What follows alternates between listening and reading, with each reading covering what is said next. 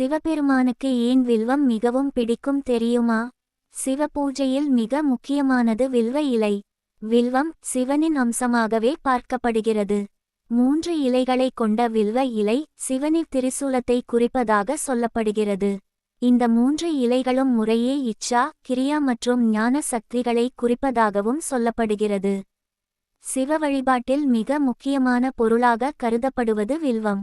சிவனுக்கு ஒரே ஒரு வில்வ இலைகளையாவது சமர்ப்பிக்காவிட்டால் சிவ வழிபாடு முழுமை பெறாது என்பார்கள்.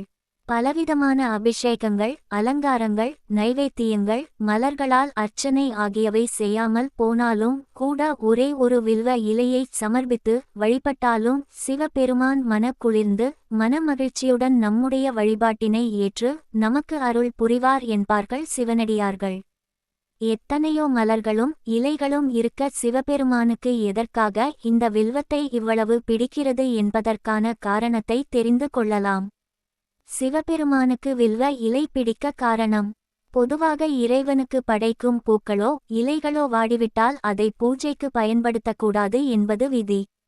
ஆனால் வில்வ இலைக்கு மட்டும் அந்த விதி பொருந்தாது. விலக்கு உண்டு. காய்ந்த வில்வ இலையாக இருந்தாலும் அல்லது ஏற்கனவே பூஜைக்கு பயன்படுத்திய வில்வமாக இருந்தாலும் அதை நீரில் கழுவி விட்டு மீண்டும் சிவபெருமானுக்கு அர்ச்சிக்கலாம். இது வேறு எந்த இலைக்கும் இல்லாத தனிச்சிறப்பாகும். வில்வ இலை எப்போதும் 3 இலைகளாக சேர்ந்தே இருக்கும். இது சிவபெருமானின் முக்கண்கள், கையில் உள்ள திரிசூலம் மற்றும் படைத்தல், காத்தல், அழித்தல் ஆகிய முத்தொழில்களை குறிப்பதாக நம்பப்படுகிறது.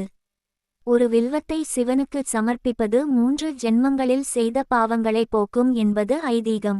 வில்வ மரம் ஸ்ரீவிருட்சம் என்று அழைக்கப்படுகிறது. பார்க்கடலில் இருந்து மகாலட்சுமி தோன்றிய போது அவளுடைய கைகளில் இருந்து தோன்றியது தான் வில்வ மரம் என்று புராணங்கள் கூறுகின்றன.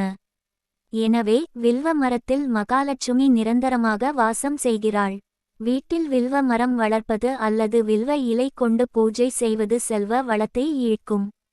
வில்வ மரத்திற்கு தினமும் தண்ணீர் ஊற்றி வந்தாலும் கூட மகாலட்சுமியின் அருள் கிடைக்கும். சித்த மருத்துவத்தில் வில்வம் ஒரு காயகல்ப மூலிகையாக கருதப்படுகிறது. தீராத அல்சர் மற்றும் குடல் புண்களை ஆற்றும் வல்லமை இதற்கு உண்டு. வில்வ மரத்திற்கு காற்றில் உள்ள தீய அதிர்வுகளை கிரகித்துக் கொண்டு நேர்மறை ஆற்றலை வெளியிடும் சக்தி உண்டு.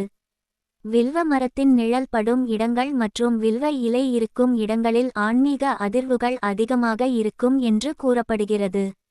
வில்வத்தில் மகா வில்வம், கொடி வில்வம், கற்பூர வில்வம், சித்த வில்வம் என பல வகை உண்டு. இவற்றில் 3 இதழ்கள் கொண்ட வில்வத்தையே பூஜைக்கு பயன்படுத்துகிறோம். 5 மற்றும் 7 இதழ்கள் கொண்ட வில்வங்களை பயன்படுத்துவது மிகவும் சிறப்பானது. மகா சிவராத்திரி நாளில் சிவபெருமானுக்கு வில்வம் கொண்டு அர்ச்சனை செய்து வில்வாஷ்டகம் பாராயணம் செய்து வழிபட்டால் 7 ஜென்மங்களில் செய்த பாவங்கள் விலகும் என்பது ஐதீகம்.